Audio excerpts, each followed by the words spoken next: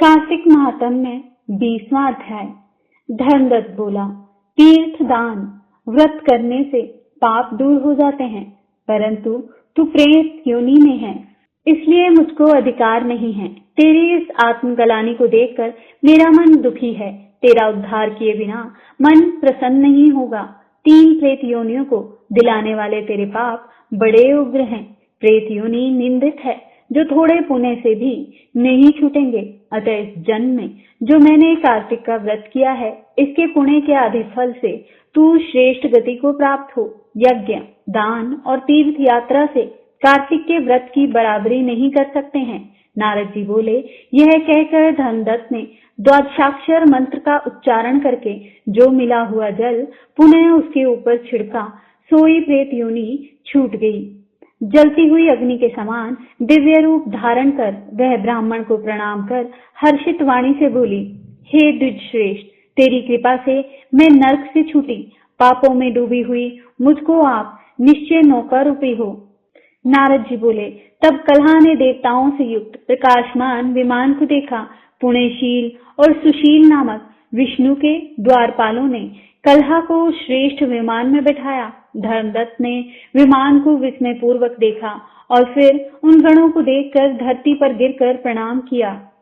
उन दोनों द्वारपालों ने उस ब्राह्मण को उठाकर उसकी प्रशंसा करके धर्मयुक्त वचन कहा, हे ब्राह्मण, तुम बहुत अच्छे हो। विष्णु की भक्ति में सदा लगे रहो। दीनों पर कृपा करने वाले धर्मज्ञ हो। तुमने बचपन से लेकर जो कार्तिक व्रत किया, उसका आधा फल देने से कलह के पूर्व जन्म के पाप नष्ट हो गए हैं। तुम्हारे स्नान के फल देने से इसके पाप मिटे और हरि का जागरण आदि करने से इसे विमान मिला। नाना प्रकार के भोगों को भोगने अब वैकुंठ को जा रही है। तुमने जो दीप दान किया था, उससे इसे तेज मिला और तुलसी के पूजन तथा कार्तिक के व्रत से जो तुमने इसको पुण्य दिया था, तो यह विष्णु के समीप जाती है और तुम भी इस जन्म के अंत में परिवार सहित वैकुंठ को जाओगे। विष्णु के वैकुंठ में जो भगवान की आराधना तुम्हारी तरह करते हैं, उनको कोई वस्तु दुर्लभ नहीं है। उत्तानपाद के पुत्र ध्रुव को जिन्होंने निश्चल पद दिया, जिनका नाम लेने से मनुष्य उत्तम गति को प्राप्त होते हैं, जिस प्रकार ग्राह के द्वारा पकड़ा हुआ गजराज मुक्त होकर भगवान के समीप गया, तुमने भी विष्णु भगवान का जो आराधना किया है, सो कई हजार वर्ष तक अपनी स्त्री सहित भगवान के साहित्य में तुम निवास करोगे। फिर पुण्यशील होने पर पृथ्वी पर आओगे और सूर्यवंश के प्रसिद्ध राजा दशरथ होगे। यही दोनों स्त्रियां तुम्हारी रानियां होंगी और तीसरी यह कलह भी आधे पुण्य की अधिकारिणी तुम्हारी एक स्त्री केकई होगी।